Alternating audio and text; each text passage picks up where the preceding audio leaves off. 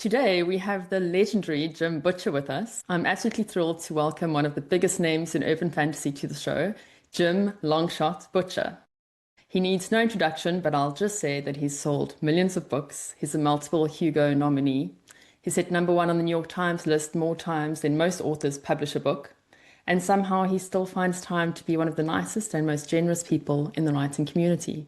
Welcome, Jim. How are things? Oh, I don't think I've ever been described as legendary. I feel like perhaps I've been classified with, Sasquatch or some other cryptid, you know, just because I don't appear a lot online these days. Well, there's a first time for everything. So the 18th book in the Dresden Files is coming out next month. How are you feeling about It that? is. A little nervous. There's perhaps a little bit more personal stuff in this one than there is in most books. Yeah. Yeah, yeah, yeah. At the end of the day, I think this book is. I mean, we've got your standard monsters and mayhem because that's kind of my brand. Yes. And but this is a really, I think this book is in a lot of ways a story about how you get back up on your feet after Okay. life has knocked them out from under you, and Okay. that happens to all of us occasionally. Yeah, And absolutely. so yeah, so there's and this is. I think at this point in the series, after all the things Dresden's been through, it would be a little unrealistic if I didn't stop and show, all the things that Yes. had happened to him and the effects it had on him. Yes, Um, absolutely. yeah, how he can, put himself back together after the events of the last books. Yeah, yeah. How was that to write? Was that quite a difficult process? Yeah, yeah, yeah. Basically, I'm using the audience to help me, process my own trauma stuff. Uh, Okay. but I think that's what a lot of writers do anyway. Yeah, Is for sure. when we're writing, we're dealing with our own issues. One of the questions I was going to ask you later was, why do you think that you are always writing about fighting monsters? And do you think that a lot of authors fight their demons in that way? Uh, the thing is I suspect that's what we're all doing, but it's not something that you really realize or consciously think about while you're doing it. Mm, But I think that all writers, in a lot of ways, they deal with, their own, like you said, their own demons, yeah. while we're doing it. And I just like writing monsters because I've enjoyed that since I was a small child. Whether it was starting off in Narnia or Middle Earth, Yes. that was what my heroes did. You Yes. know, so that's always been the kind of story I wanted to write too. Did you have a monster under your bed when you were a child? No, no. I had recurring nightmares. I had a monster in a recurring nightmare that Okay. would, The and I satyr. really hated. Yeah, yeah, it was the same nightmare, Oh, wow. which I don't want to talk about because when I talk about it, it comes back. So long time to deal with it. Yeah, but it was always I always felt. I mean, it always made me feel so humiliated and so small. When to be fair, I was small. I was 7 or 8. When it started, Yeah. and I would wake up, and I would wake up screaming, and I had issues with that when I was a kid, Yeah. and I think this is part of me learning how to deal with them. Okay. Well, that explains a lot. So the new book is called 12 Months. Yes. And I see it's really doing very well on the charts. Your audiobook is #1 in urban fantasy. Congratulations. Oh, thank you very much. I didn't know. Yeah, and that's just the pre-order, so well done, you killing Well, it. that I'm gonna call that one. That's a some about me and mostly about James Marsters because he is Okay, such an amazing performer. he is brilliant. I can't think of anyone offhand who comes close. You were so lucky to get him. I know. Walked into that one. That wasn't me Fantastic. either. It wasn't like a genius move. They did this. There was a little company that wanted to do audiobooks when I was getting started because the audiobooks weren't really a huge thing at the time. And they said we want to publish your books as an audiobook. And what I heard was we want to pay for your family's health insurance for 6 months. And I was like, yes, I would like that. That would be fine. Thank you. And and then they said, and we're going to get Spike from Buffy the Vampire Slayer to read it. And I'm like, oh my gosh, yes, thank you. Do that. I just kind of did the Snoopy dance. And that was the point at which I realized that I was old enough that I needed to limber up a little before I did a Snoopy dance. Yeah, that's fantastic. I mean, audiobooks, it's a booming industry, isn't it? It increases every Mm, single year exponentially. Everyone I it know loves does. audiobooks. It's fantastic. It does. Well, it's great because if you're doing something where especially if you're doing a task that doesn't take a whole bunch of your brain, Yes. um, to be able to have that audiobook with you can really make the time go by fast. I'm always listening to them when I'm doing housework, when I'm out walking, Same. doing exercise, stuff like that. Yeah, I mean, Same. it's great. It's like having a friend along with you. Yeah, absolutely. Makes life a lot richer, I think. Yes, yes, indeed. Yeah. Must be sick of telling that story about your professor, but please indulge me and my readers and tell it Oh, again. I'll be so happy to. Oh, great. I was in a writing class, and I'd been in the writing class for several semesters. The last couple of semesters of my senior year, while I was getting my bachelor's in English, and then I went into a master's program in journalism, which is where the professional writing department was. That was being taught by Deborah Chester, who was my writing teacher. And the class that I took many classes that in the professional writing course, but the one that I took the most often was called Writing a Genre Fiction Novel. And what you did for class was write a genre fiction novel. And if you got an A, you had a novel that she thought could eventually be published. That was kind of that was the goal. And so, you just over the course of the semester, you talked about writing technique, you talked about how to do storycraft and put stories together, how to create characters, introduce them, how to balance out, description with exposition, with all the other different parts of writing. And then at the end of the course, you had a 200-page novel that you were supposed to try and sell. And so I took that class several times, and I didn't listen to a word she was trying to teach me, because I mean, I knew what I was doing. I had a bachelor's degree in English literature with an emphasis in creative writing, whereas she had merely published 40 novels. So what did she know? But one semester, but we were always arguing we were always talking about stuff in class, and I was always bringing up arguments and discussions. And I was engaged in the process of education on this like I had been for nothing else in my academic career ever. And I mean, to the point where I would like haunt the hallways to ask her questions about things and stuff like that, between courses. And she was really pleased to have someone who really was engaged. And one semester I decided I was going to prove her wrong, and so I decided to do it with this total Aristotelian method. I was just going to do everything she told me to do. No matter I was gonna do absolutely everything she said. Be her good little writing monkey. Fill out all her little forms, do all her little character worksheets, all her little writing exercises, and then she would see what total cookie cutter pablum crap kind of emerged from that process. And that was when I wrote the first book of the Dresden Files. Which showed her. Yeah. I still remember.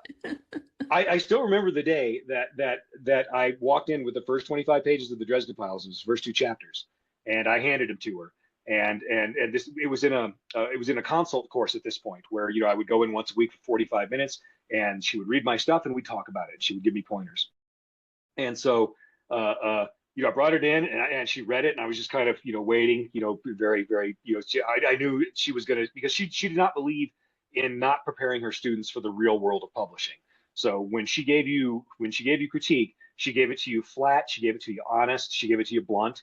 And she's like, you need to learn how to deal with this, because if you're going to be a professional, you're going to have to deal with this from every direction, when you're a writer. And I'm like, okay. So and so she reads it, she squares up the pages, passes them back over to me, and says, "You did it." And I said, "What?" She says, "You did it. This is writing of professional quality. I do not know if it will be the first thing you'll sell, but whatever you do, don't get rid of it, because you will be able to sell this eventually." And I just felt my jaw hit the floor, while she was saying it, because she had never given me feedback like that. I'm like, "You're kidding." She's like, "No, not at all." She says, "No, next week I want you to come back in with an outline for the rest of it." And she meant the rest of the novel, And instead, next week I walk back in with an outline for a 20-book series with a big capstone trilogy to close it out at the end, and just start going on and babbling on and on about it. In my head, I can still see her face, while she was listening to me, because she was like, and it was this expression that said, I finally got this kid on board. I finally got him going along with the program. I can't possibly cut his legs out from under him now. At this moment, it would be the worst thing I could possibly do. And at the end of it, I finally looked at her. I realized I'd been talking for 40 minutes of the consult course. And I looked at her and I said, "Well, what do you think?" And she looks back at me and thinks about it for a second. And then she says, "I think if you can sell a 20-book series, should be doing okay." That was her feedback on that. And she didn't ever say you're never going to convince a publisher to buy a 20-book series from you. And no publisher is going to be interested in starting off doing that. So because she hadn't bothered to inform me that it was impossible, I just kind of did it. So I've been very fortunate. she's the only person who knows the ending of the series. Yeah, she kind of does. So she might be hunted down. Good luck. It's impossible to find her. I tried for years and couldn't. Finally, I showed up to the Oklahoma Writers Federation convention where I spoke. I did some speaking on panels and topics, and I did the Keystone address for the dinner that evening. And they actually went out and they somehow managed to track her down. There were enough people around Oklahoma who had bits and pieces of knowledge of where she was that they managed to find where she'd retired to. And so she got to come out. And I had to teach a basics of writing course, how to write an engaging scene. And I had to do that in front of the teacher who had taught me. No way. Yeah. Oh my! Talk about the pressure being on, man. The student becomes the master. Yeah, and at the end of it, I finally had to look at her and say, "Did I miss anything?" And she says, "Yeah, you missed this one little part right here." I'm like, "Oh my gosh, you're right. Completely forgot." Went back and added that part in. And she's like, "Yeah, you learned my stuff. Thank you, Chief." She has a great book out, doesn't she? Fantasy fiction formula. She has several. Starting with the fantasy fiction formula. Yeah. Okay. And at one point about 15 years ago, she contacted me and said, "Hey, can I pay you to write a foreword for my novel, for my book about writing?" Yeah. And I said, "No, you can't pay me." and then I wrote the foreword, which tells that story that I just told you, and that's the foreword of that book. But yeah, Debbie taught me everything I needed to know about writing. She was a very, very solid teacher. That book will give you all the knowledge that you need. If you're somebody who's good with the book learning and you want to learn how to write, I highly recommend it. Isn't it funny how life works like that, where you just meet one person that changes the trajectory of everything? It was one of the finer moments of my life to be able to shake her hand and look her in the eyes and say, "Thank you for teaching me. Thank you for giving me the life, for giving me the life that I've been able to make for myself. Yeah. I couldn't have done it without you." Yeah. Oh, I love that. Yeah. Jim, in your head, is the series still 20 books long, or is it a bit longer now? It's going to be about 22 now, because I've never written a story that long before. There's a couple of books that, like for example, 12 Months was one of the books that was not planned in the original plan, but I really, I thought it was going to be really necessary to be true to the characters and to kind of show the story world and make it feel a little bit more, viscerally, emotionally true. And then I want to write another heist book because I really like the heist book I got to write. So I'm going to be doing that. But yeah, I know what we're on book 18, and we're going to have 22 of the case books, and then a 3-book trilogy at the end, the title of which are Stars and Stones, Hell's Bells, Empty Night. The titles. That's brilliant. Yeah. Those are the curse words that the people in the supernatural world use. They're curses that they swear by. There's a reason that they swear by them, just like there's a reason we all have our curse words that we swear by. What's your favorite? The one that I regard as the most vicious curse word I can use is stupid. That is, for me, that is just one of the worst curse words you could say, and one of the worst things you can call somebody. It has been since I was a little kid. My mom always said to us, it was one word we were not allowed to say in the house, and it's the same for my kids now. Yeah. Oh yeah. Yeah. And saying, I will sometimes just say that in the tone anybody else would use the F word for. Okay. Yes, exactly. That series arc, has it changed much, or is it still pretty much the same as you thought of it 25 years ago? God, I am superstitious about deviating from it. Ooh, okay. I mean, while I can look back at that kid, and I was about 25 at the time when I put it together, and there was a bunch of stuff that kid thought he knew and didn't. When it came to the make-believe stories, he was onto something. Okay. And I'm not that guy anymore, but I still have the notebook that I wrote all this down in, and I consult it on a regular basis. Things have been going so well, it seems churlish of me to change things around now. So unless it's something that I've learned is just an absolute necessity thing as far as writing goes, then I think I'm going to trust that kid. He was onto something. I find it so interesting that you can write such a long series arc. When I write a series, I keep it to 6 books. And by the time I reach the 6th book, I'm like, okay, I think that's it now. Like I wrap it up and then I start the next one and then I write 6 books in the next series. So for me, I really can't imagine having such a long arc in my head. And I'm sure it's just like with you all the time. Yeah, yeah, it is. That's one of the things about it is when I write Dresden, Harry Dresden is kind of my roommate for a while, Yeah, yeah. because I mean I like to refer to writing, my writing, I always refer to it as writing down the conversations of my imaginary friends. You know, that's It kind does of feel that like really that. it does feel like that Yeah. sometimes. Either that or maybe playing a D&D game with yourself. You Yes. know, but yeah, but by the time I get done with the Dresden book, I'm usually so tired of the guy. Yeah. Because while Harry Dresden is very interesting and exciting and funny and so on, he's a little exhausting Yeah. to hang out with on a regular basis, which is why I've tried to work in other books in between the Yes. Dresden books as I've gone along. Yes. After this one, I felt so bad for the guy. He was in such terrible shape, and I'm like, oh man, yeah, no, I need to get you out of this bad place. We can do this together. We can do the work. There are hundreds of positive reviews about your work, but one that I really loved, I read it the other day. IO9 said, Butcher's storytelling is satisfying on a level that's bone deep. Isn't that Oh, beautiful? it is such a compliment. Oh, I Stuff love like it. that is such a compliment. The reviews that I love best are the ones that say things like, I found this while my mother was dying of Yeah. cancer, and we read this series together, and it was something that brought us close. When you hear, because I didn't, I mean, I was, as far as I'm concerned, I'm just writing my dumb little wizard books. I mean, they're just supposed to be popcorn books. They're just supposed to be entertaining and fun.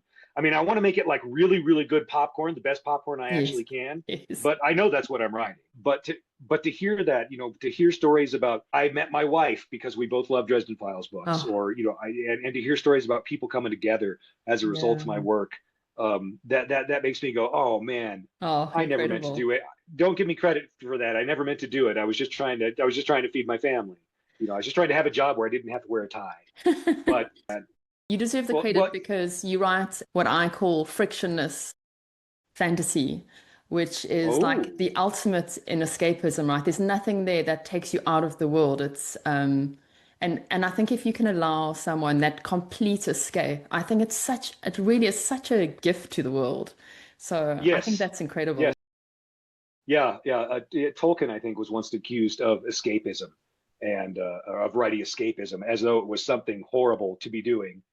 And and Tolkien, there's a brief rant. I wish I could remember the quote that he went on in response that I've had up on the wall of my writing room several times, Get up. along the lines of, is if you're a prisoner of a dull world, is it not your duty to escape and to take as many people as you can with you? And it's Yeah, like, yes, you're wonderful. right. Yeah. Yeah. No, I love that. What do you think it is about your books that is so satisfying to your reader? It varies from reader to reader. Um, the things that I write, I try and write about stuff that I feel. I think a lot, in a lot of ways, I essentially I write a lot about ethics. I give Dresden ethical dilemmas to deal with, and try and show how he has to kind of blunder forward through them in a world where it's very difficult to be a good person, which is, that is the world we live in. Yeah. So in as much as the Dresden Files are escapism, that part of it's real. And I think people, they recognize that. They recognize, oh my gosh, I've had to make a choice, something like that, or I've been in a position that reminds me of this. Dresden tends to not only triumph, but also to bring other people along with him while he's doing it. He doesn't always win, but he usually gets through somehow. He usually pulls some kind of victory out, even if it's only a partial one. And I should just try and write him as a kind person. Not a perfect person. I mean, God knows he's a very flawed character, but as someone who you would like to be your friend. Yeah. And at the end of the day, I think that's what most people really, really like about it. They Okay. get to see their own friendships in it. Dresden is this very, in many ways, he's a very introverted person. He's a very internal person, as many readers are, because I mean, most of us who love books, Mm. we started loving books when we were kids. We had books we loved taken away from us by teachers during class. We would Yes. rather be we would rather be reading them than listening to the whatever the lesson was. And I write for other people who have that kind of love of stories. And so I think that's the kind of fan I attract.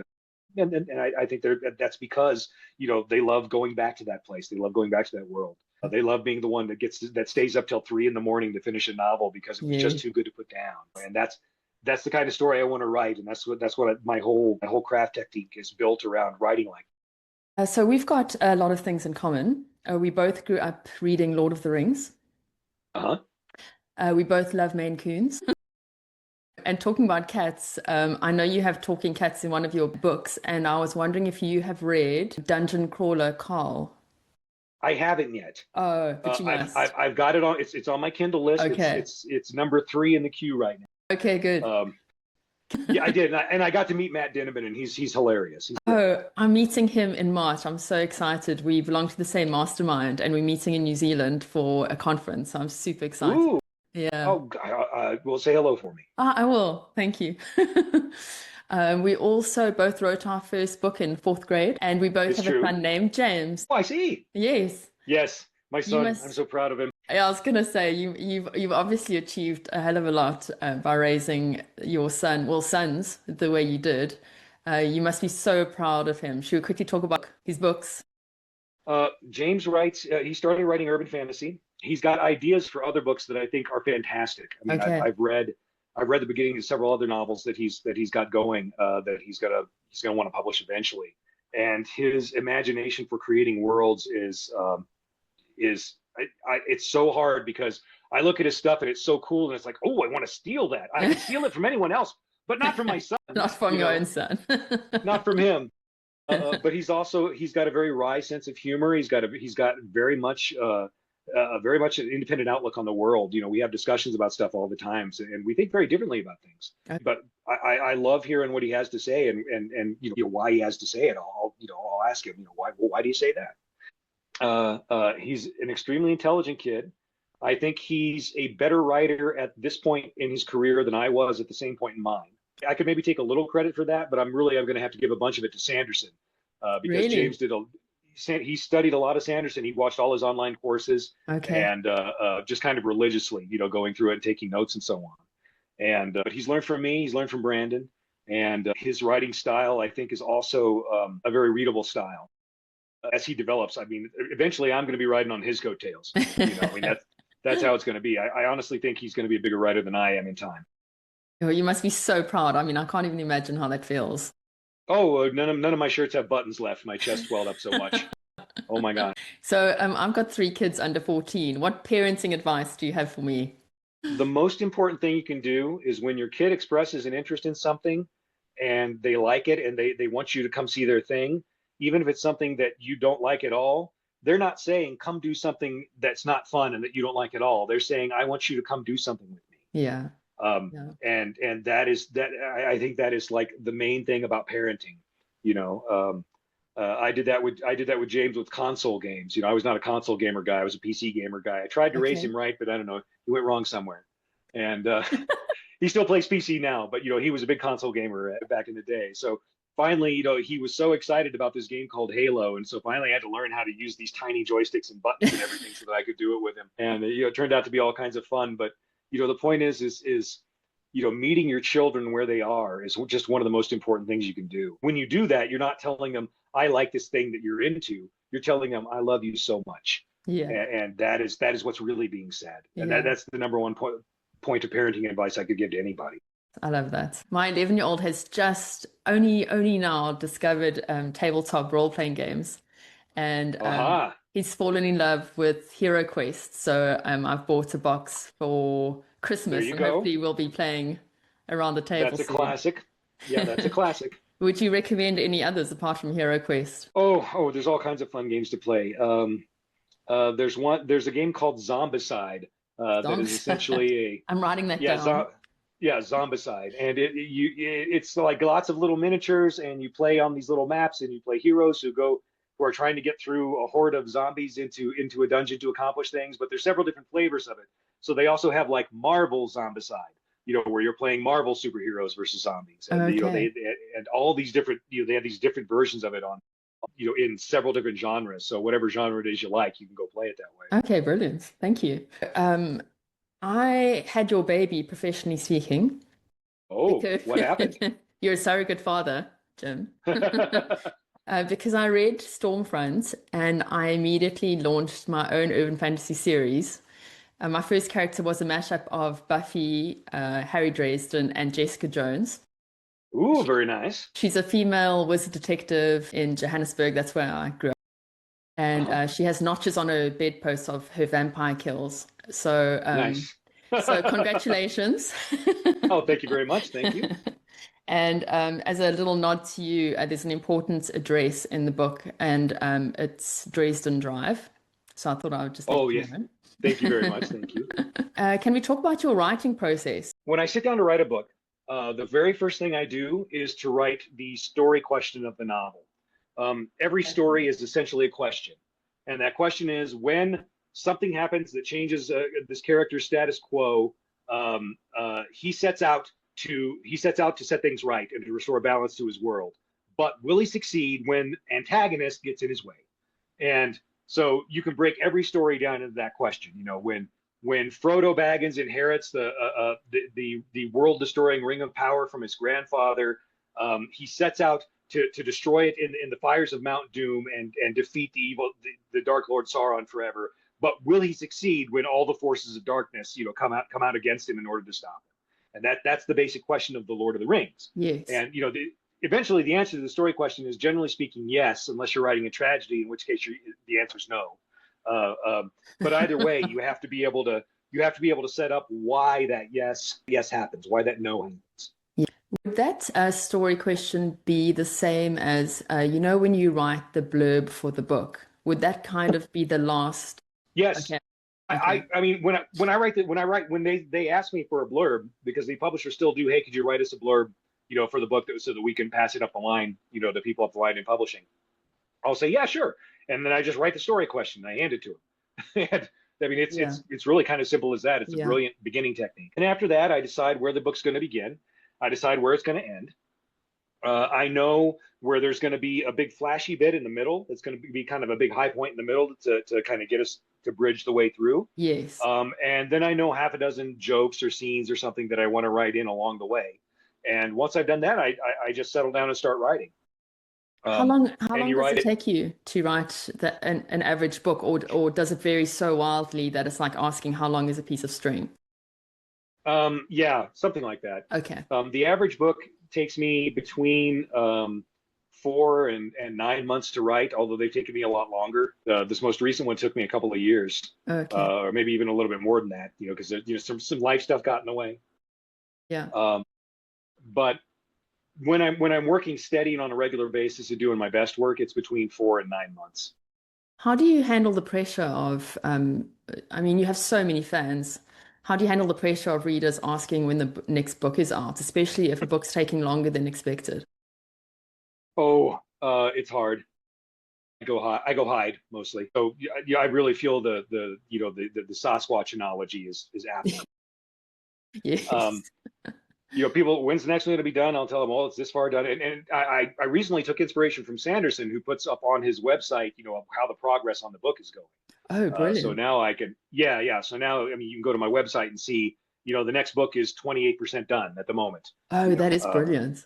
Yeah. And it's an estimate, you know, it's kind of a rough number, but, my books tend to be about, 50-ish chapters. So I know when I get a chapter done that it's, that's about 2%.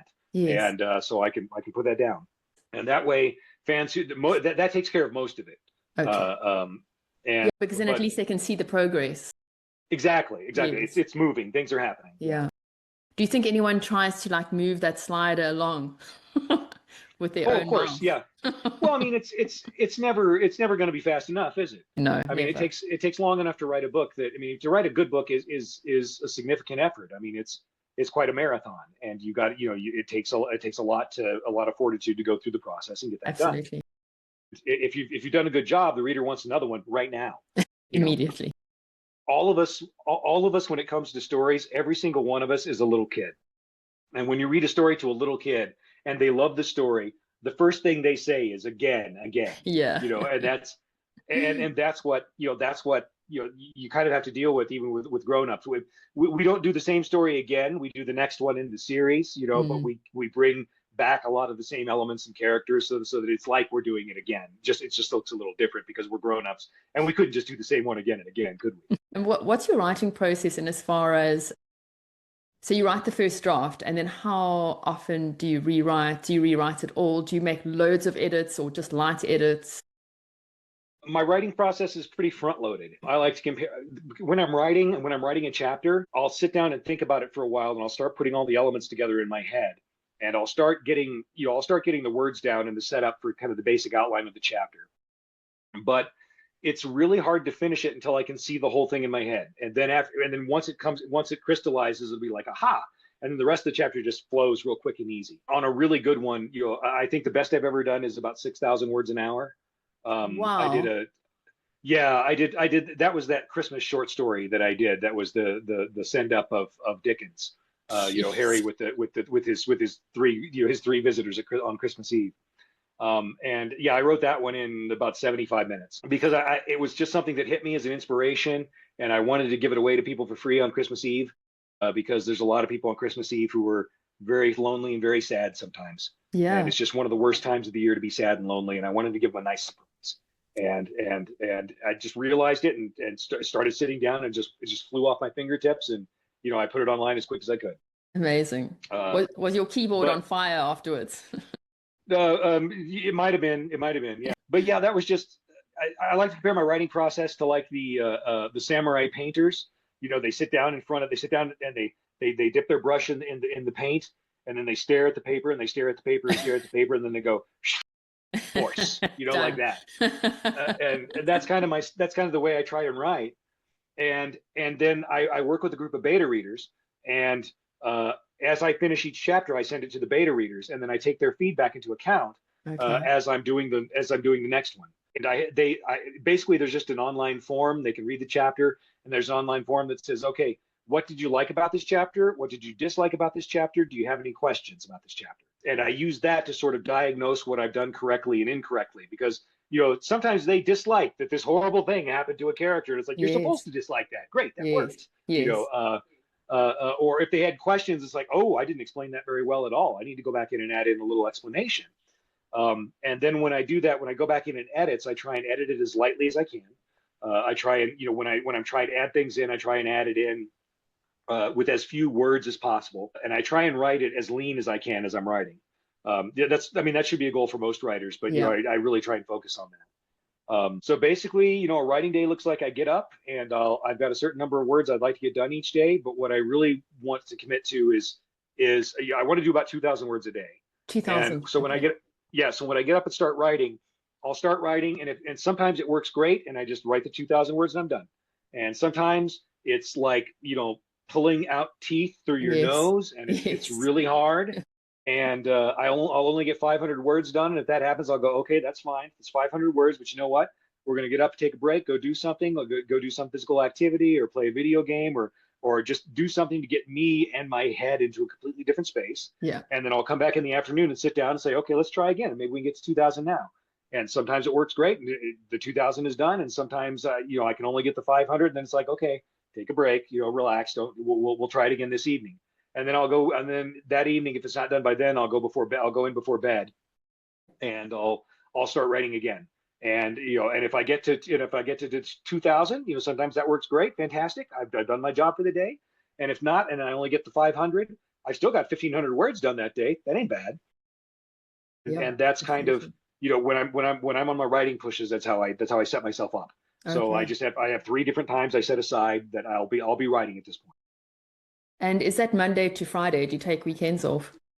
No, it's just a day thing. Because there's always something that gets in the way. I remarried. I've got a couple of step kids now, so there's always there's dentist and doctor and school events and all these other things that come along. You know exactly what I'm talking about. So there are some days where I just try and plan on doing it every day, and I accept that some days it's just not going to happen. Because I'm going to be needed somewhere else. Yeah, I also write 2,000 words a day. I think it's a great number to get down because you can really see the progress.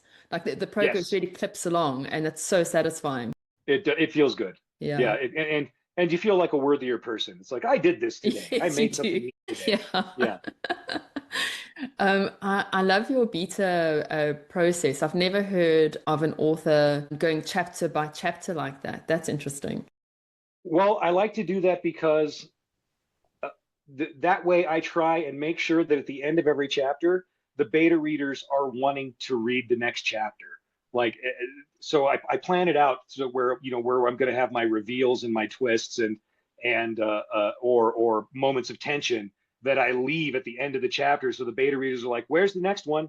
Why have you not written the next one yet? And I found, and that was accidental that I decided to do it. I only did that because initially the beta readers would respond when they got to the frustrating end of a chapter that they really wanted to read more of. They'd respond with just various gifs of people just flipping tables, you know, and I would know how good a job I'd done based on how many tables were getting flipped in gifs. Yeah. Oh, I love that. But that's my technique for keeping people up late at night. A quote of yours the other day I read was you said that the universe is always throwing energy at you. And I love that. Everything that comes at you in life is fuel for writing. Mm. And the good stuff is fuel. The exciting stuff is fuel. The sad stuff is fuel. Terrible stuff is fuel. I mean, it's all stuff that you can take and use to make yourself stronger as a writer and as an artistic performer, which is what writers are. We don't usually do it for a live audience, but that's what we do. Yeah. And everything, I mean, even the bad stuff that happens to you, it's very important that you pay attention to it. Why did it make you feel that way? Mm. What were the things about it that particularly hurt? How do you convey that, to your reader? Yeah. I mean, at the end of the day, what we're all doing is we're just trying to be telepaths with one another, and we only have these clumsy chicken scratches called words that we can use to connect. And as somebody who I've worked with language for a long time, and I understand it can be very limiting at sometimes. But one of the things that words are really good for is talking about the way things make us feel, and to be able to write that viewpoint that connects with people's feelings. I mean, if you can write, even if your writing just makes people furious, you're still connecting with them, and that's still a win for you as a writer.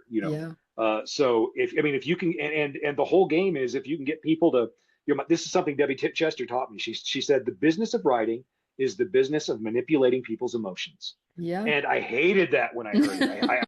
I hated it. I thought that's terrible. Manipulating people's emotions, that's awful. But when you stop and think about it, the stories that you've read where, you hated the villain and you liked hating the villain, where you were cheering for the hero, where you cried when they bled. Those are the stories that strike you the most deeply, that are the most important to you, that teach you the most about who you are. Yeah, absolutely.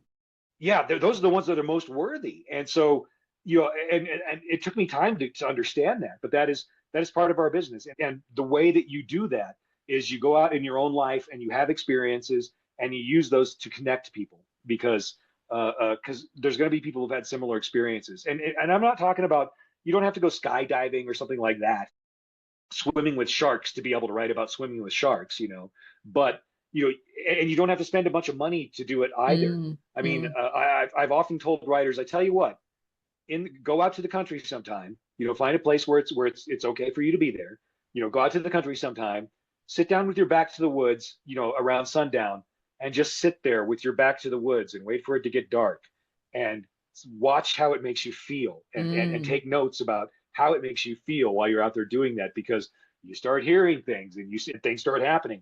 I was in Australia on a tour one year, and got into the hotel in this little town late. I was doing a signing at the library the next day, and there was nothing much open. I barely gotten a hot dinner. And there was not a lot to do. So I decided to go out for a walk, and I went out for a walk, and just walking around this little town square of a small town in Australia. And from this group of trees suddenly came these shrieking alien sounds I had never heard before. And I don't know if it was it might have been parrots, it might have been monkeys. I don't know what it was, but there was these weird alien sounds coming from these trees, and suddenly, the hairs on the back of my neck were going up, and chills were going up and down my spine. There's something over there making noise, and I don't know what it is. Maybe it's going to kill me. And well, it is Australia. It could definitely kill you. Possibly. but it was extremely, I mean, it was this very, this moment of where I was feeling this terror of the unknown. And and I'm just sitting there sort of stopping to appreciate that. And then this group of 9-year-olds on bicycles came riding by me, talking and laughing at each other, paying no attention to it whatsoever. So it's like, okay, so I'm not in trouble at all. But I've had this experience now where I've been in this strange alien place. And so, if I'm going to be writing, I can write a story like that now, and I can authentically write about how that feels. Yeah. Because I've been through that. Yeah. There was another quote. It wasn't yours. It was actually your dad's. And he said, they can kill you, but they can't eat you. Yeah. What does that mean?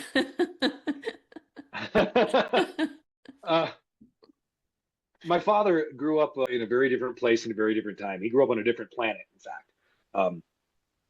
He was born in 1930, and he grew up in the Ozarks during the Depression. Oh, And wow.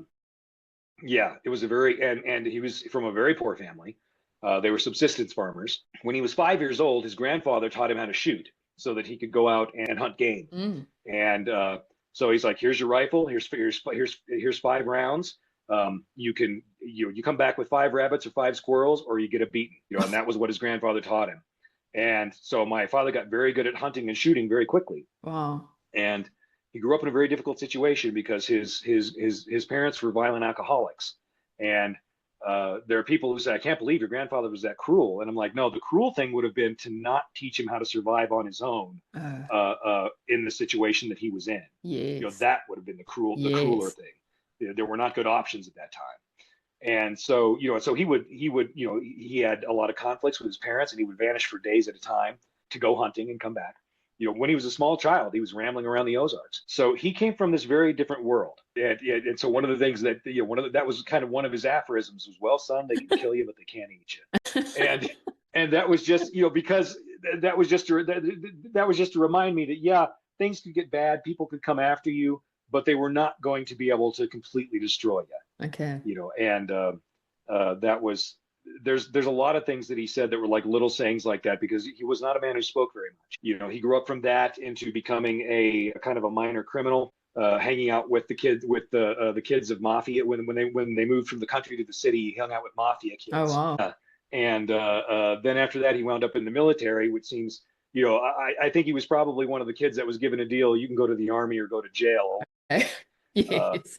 And then he wound up being Ranger Pathfinder, which was basically suicide mission guys in 1948. And he was an extremely formidable human being, and yet he was also someone who was always showing up for other people, who was always kind, who was always who would always counsel people, "No, you don't need to get upset with this person for having this opinion."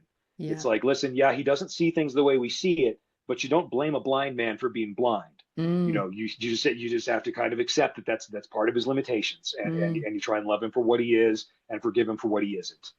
And he rarely spoke, and as a result, when he did, people listened to him. Yeah, I admired him. I did and do admire him very much. He had his limitations. He wasn't a perfect guy either. He'd grown up in a very broken situation, but he had become a man of integrity and honor by the time I knew him. And I'm very pleased and proud that Do you have brothers and sisters? I do. I have 2 older sisters. They're the ones who actually bought me Lord of the Rings. Oh, really? I was homesick with strep throat one week, and I was going to be out of school for a week. And they went to the store, and they came back with the box set of the Lord of the Rings, the primary color one, from way back in the day. Yes. And then the box set of Brian Daley's Han Solo novels, because they knew how much I loved Star Wars. And I read them all that week, just without stopping. And they were also the ones that bought me Narnia when I got started. That was the very first fiction book that I remember reading is Narnia, outside of like kids books. But they were 2 sisters who always encouraged my interest. They would want me to tell them about the things I was interested in, the novels I'd read. But they'd want to talk to me about them. They'd want to say, "Oh, let's go get you more. Let's go see this movie." When Empire Strikes Back came out, they came to school, lied to the principal, and told him that I had a dentist appointment, put me in the car, blindfolded me, and drove me to the one-day early premiere of Empire Strikes Back. That's amazing. and we watched it. They were showing it in an old opera house, so they had like the big swoopy curtains pull back, and that was how they treated it. That was a memory that I will always treasure and love them very much for giving me. And I did the same thing with my kid when Return of the King came out. I got tickets to the very first showing of Return of the King and went and got him out of school and lied to his principal, told him he had a dentist appointment, and we went and saw Return of the King because it was that important. I absolutely love that. I have some questions from readers. So the first one is from Jake Walker. He says, having recently finished Battleground again, please ask Jim on my behalf of my on behalf of my broken heart. How dare you? Also, bring up also bring up Codex Alera. I don't feel like it gets anywhere near as much love as it deserves. Oh, that's very kind. Thank you so much. Yeah, I knew what Murphy's ultimate fate was going to be when I started writing her, and actually getting to that part of the story and writing it, I knew that was going to break a lot of hearts and make a lot of people angry. And it did. It did. I had to kind of remind and how dare you was what I got over and over again. I'm so glad I was able to give you that feeling of outrage and Yes, exactly. It's important to feel all the emotions. Yes.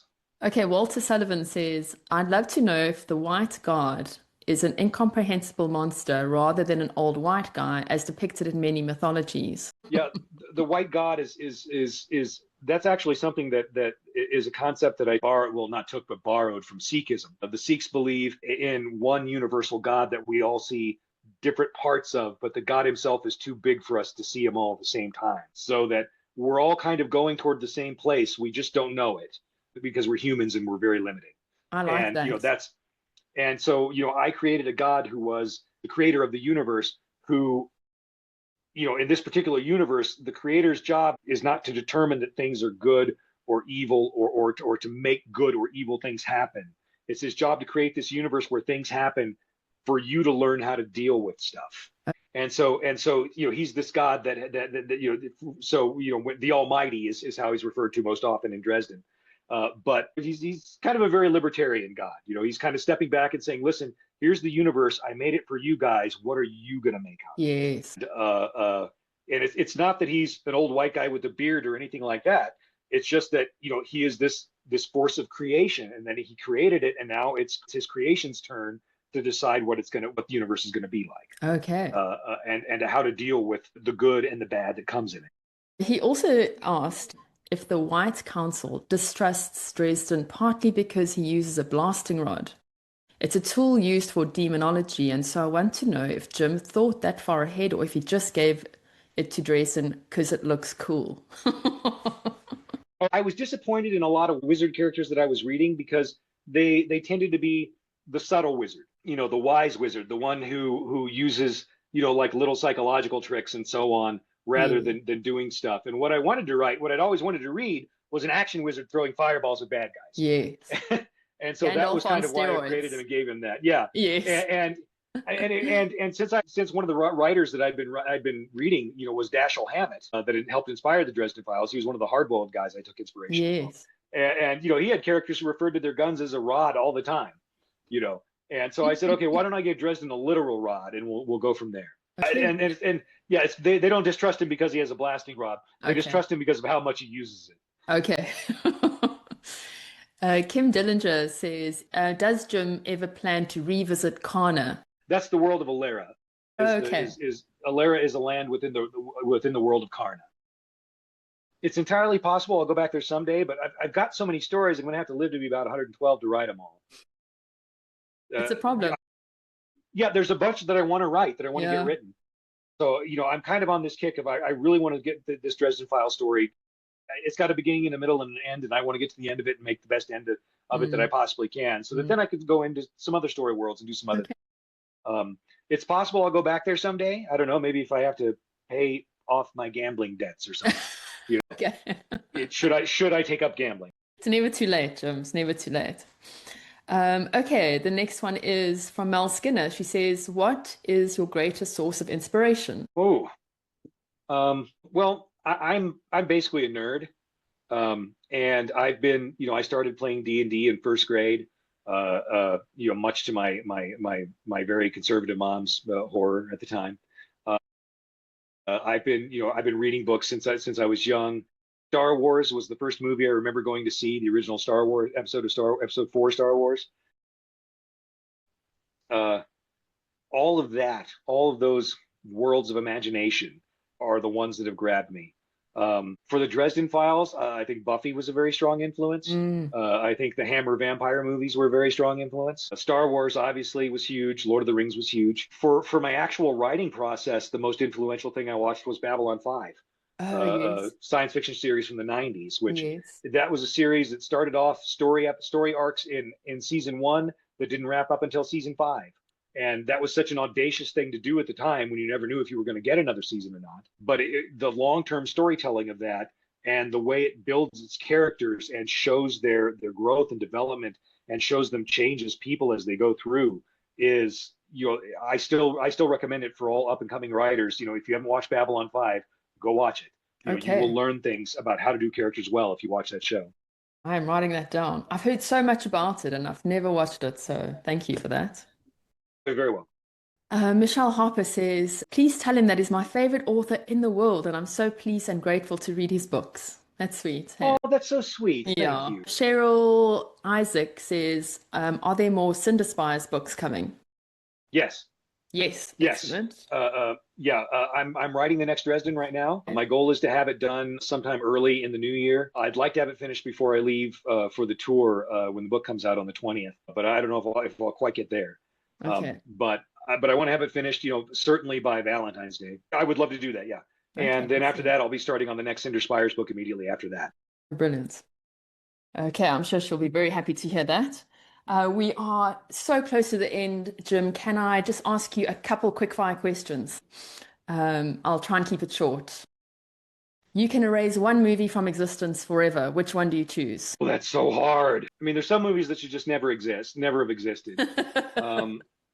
But I think the one I would have to go with would have to be Last Jedi. Okay. Okay. What are you reading right now? Right now, I am rereading David Weber's Honor Harrington series, which is sort of a Hornblower in space. So he's sort of taken the tall ships, gallant captain genre and taken it into a science fiction setting, and he did it brilliantly. He executed it wonderfully, and I go back and reread it every few years. You have to do karaoke right now. What song are you picking? Gone Away by The Offspring. What is your best writing advice? One sentence.